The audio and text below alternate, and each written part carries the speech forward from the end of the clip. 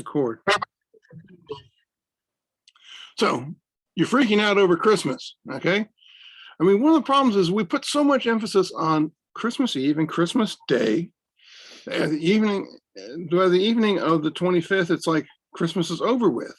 I used to get really bummed out by that. It used to weird me out. So this adds this enormous pressure to meet this very short deadline to have all your gifts in and whatnot. So one of the things that we discovered is that the medieval and Renaissance world, just had 12 days of Christmas, which were provided additional days of feasting and, religious ceremonies and whatnot, culminating in the Epiphany. Given the craziness of COVID and supply chains, it's time to rethink Christmas and using the lens of the 12 days. So we all know the song. The 12 days of Christmas, my true love gave to me. Okay, everybody knows the song, right? Okay, so Traditionally, the 12 days is celebrated from Christmas Eve or day to January 6th, the Feast of the Epiphany, when the wise men, later called kings, arrived at the manger.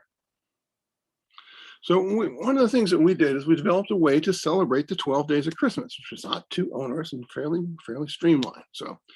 So basically each day you have like a daily reading of sacred stories, in or non-sacred stories, in person or in Zoom or FaceTime. And then talk with each other about the reading. This could be a great conversation starter, especially when you have multiple generations in the room. So once you've done the readings, then you can do an exchange of gifts. Now, one of the things that the 12 days does is that you give like one gift each day. And it's really important that you don't give, your bigger gifts on every day. That the smaller gifts actually, a back rub, a coupon, or a volunteer for a chore, or a gift store, dollar store gift, can really, help to reshape people's thinking about gifts and receiving. Because actually we do a lot of that. We call them stocking stuffers, right? We give the small gifts and the large gifts.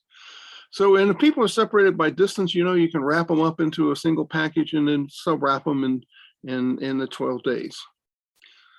And you could do charitable outreach for the 12 days. Many charities are needed support after the Christmas Day and Christmas Eve. And so you can do something for a neighbor. We really encourage that you use the 12 days as a transformational period, which in fact is what the return of the three kings means. The Herod had asked the kings to come back to him and tell him where the Christ child lay, and they received a sacred dream which told them not to do that. So they went home by another way.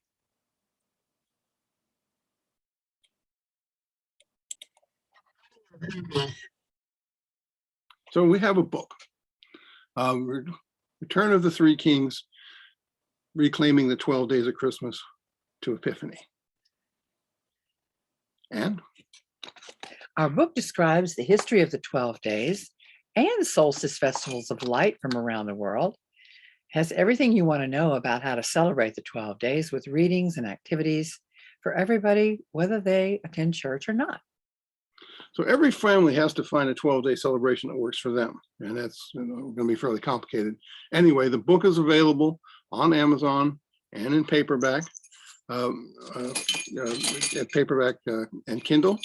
And this is wishing you a Merry Christmas and hopefully a wonderful journey through the 12 days.